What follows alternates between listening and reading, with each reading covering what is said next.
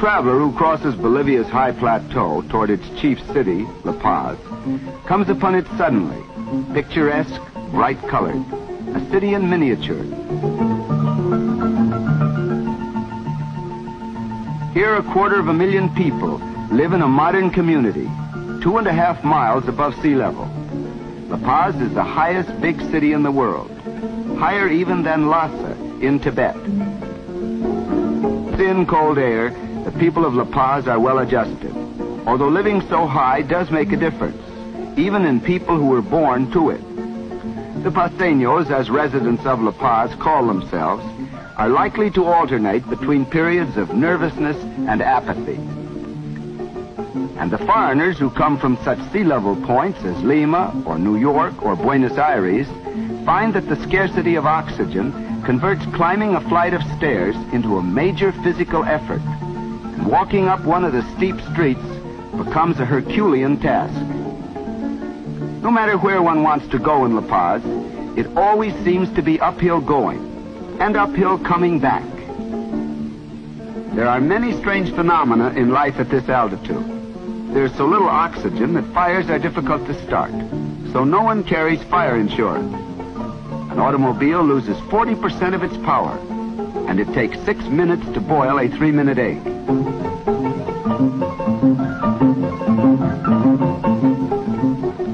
The heart of old La Paz is in the Plaza Murillo, where it is said that the first cry of rebellion against Spanish rule arose in 1809. On the great square is the handsome cathedral, one of the largest in the world, where 12,000 people may worship together.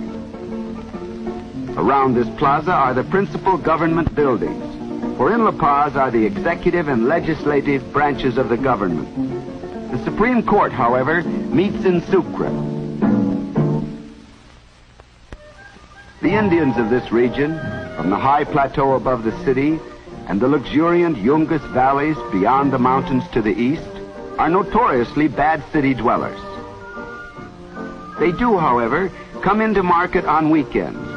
Then the city is alive with these strange and quiet people. They are, for the most part, of the ancient Aymara tribe. Long before the Incas, they were a powerful race. They make their headquarters in the old inns, whose courtyards become warehouses for their goods. In the market, they eat the white hot and high-smelling picante. This may be a stew with meat, potatoes, and corn, or roast meat served alone, flavored with pepper and garlic.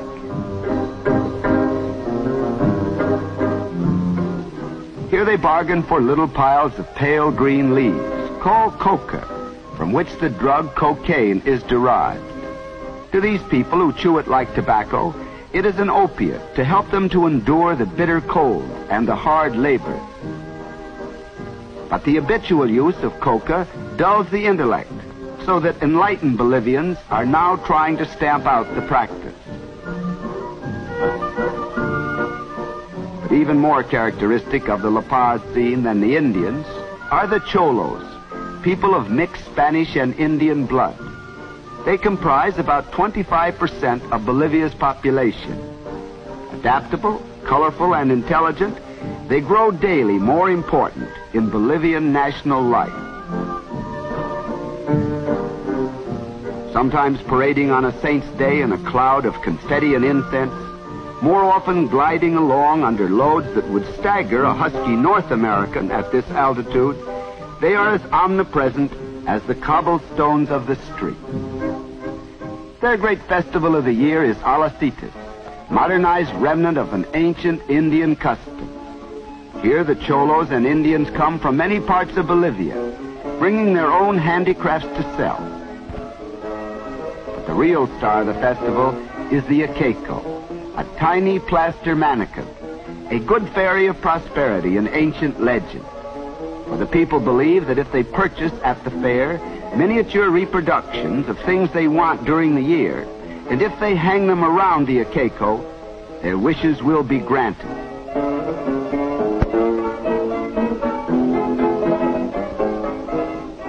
Tiny bags of rice and coca, new shoes, wedding rings, toy horses, trucks, and gaudy new apartment houses all surround the Akeko. Then the jolly little god and all his fine wares will stand guard in the household of his purchaser until he makes all the dreams come true, or at least until the fair of Alcestis returns next year.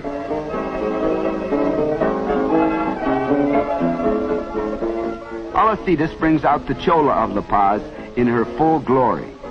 Vain of her costume and person, she may spend a month's income on a pair of earrings, she is still a practical businesswoman, a hard-headed shopkeeper. She is an extravagantly loving mother. A Chola without a baby on her back is hardly a complete Chola.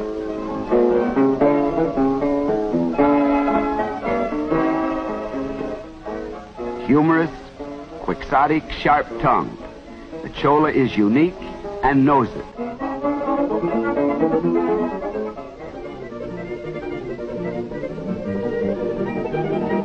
During the 3 days of Alcestis, troops of dancers and musicians dance down the narrow cobbled ways into the patios to play their strange tunes and to perform their gay dances. Whirling in her bright shawl and dozen petticoats, the inevitable derby set at a jaunty angle, the Chola is a gay and provocative figure, unlike any other in the world.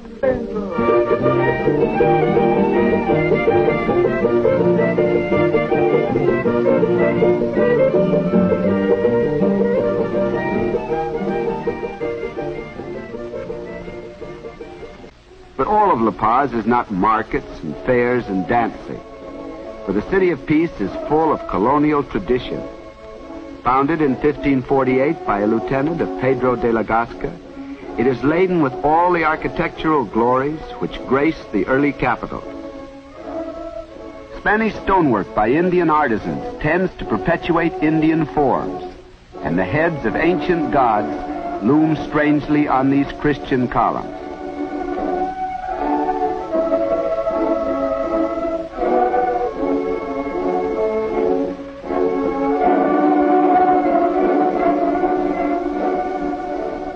Even here the Chola reappears, this time in another guise, as a nurse to a newly christened child. The Chola nurse is to many La Paz families what the Negro mammy was in the southern homes of the United States. And many a child of Spanish-speaking parents grows up speaking fluent Aymara. Also belonging to antiquity is the strangely beautiful cemetery, where the dead are placed in tombs high above the ground.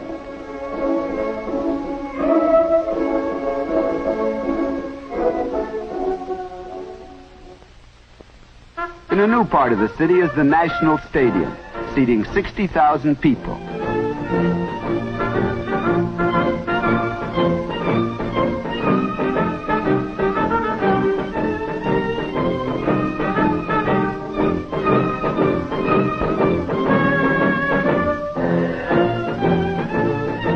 Bolivians, in common with virtually all other South Americans, are lovers of soccer, which they play far harder and better than would seem possible at this altitude.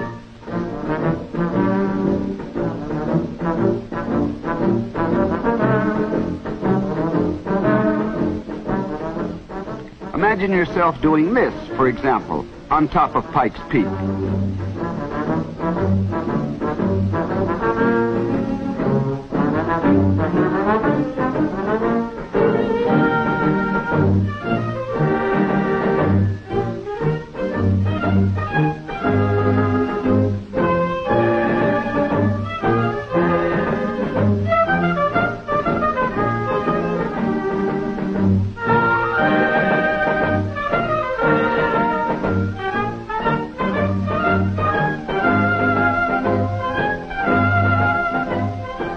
Smart La Paz loves the movies. This is one city in which Argentine and Mexican-made films are almost as frequent as those from North America. Most fashionable is the Vermouth or 6 o'clock show on Sunday evening. This is 1 hour in the week when you can be fairly sure of seeing La Paz out in its best bib and tucker. But there is still another La Paz, not picturesque, but important for the city's future. The Bolivians have great ambition for the industrialization of their country, and factories like this are becoming focal points in economic expansion.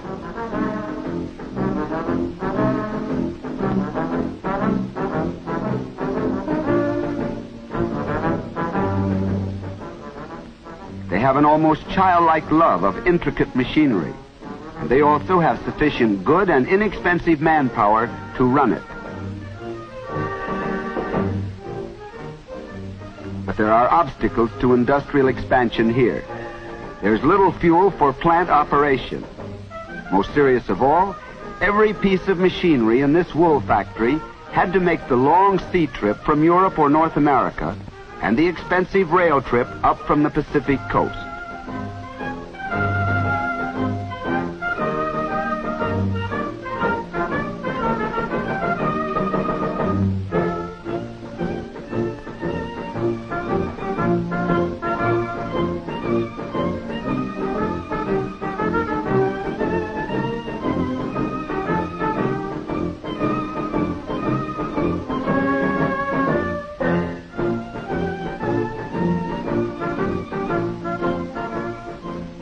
In spite of these obstacles, industrialization and construction are going ahead in this new, realistic La Paz. This fantasy-tinged project of tearing down a hill has the purely practical end in view of constructing a highway to link La Paz with its eastern suburb of Miraflores. In these projects, Cholos are the chief workmen. Indians will occasionally join them for a few days, but they are farmers at heart and prefer to work the soil.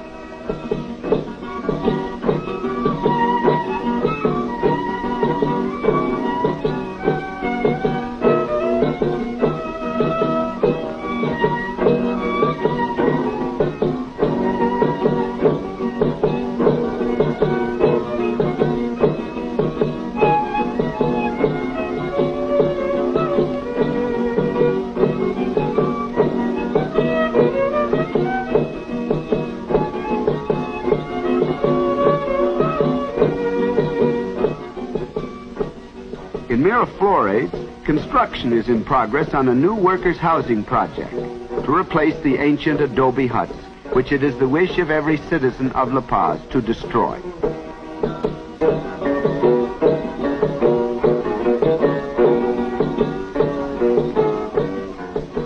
And all over the city, the adobes are coming down, and new, starkly modern buildings of reinforced concrete and brick are going up. The silhouette of La Paz is changing more rapidly than that of any other American capital today.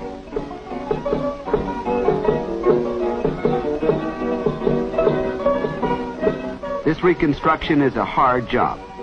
There is no easy access to building material. There's little wood, and all iron and steel must be imported. This adds to the cost and increases the difficulties of all construction. But still they build. Bolivia looks to a time when a greater part of her national territory will become economically effective, producing not only tin and other ore, for which she is already famous, but food, clothing, and building materials sufficient for her own needs.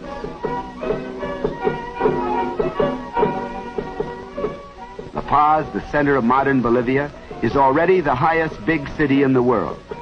It is growing in the face of tremendous odds, as though there were some special virtue in this height, as though it literally increased the stature of the city. La Paz has set its heart on the idea, and it's back to the job of living at least half a dozen stories higher.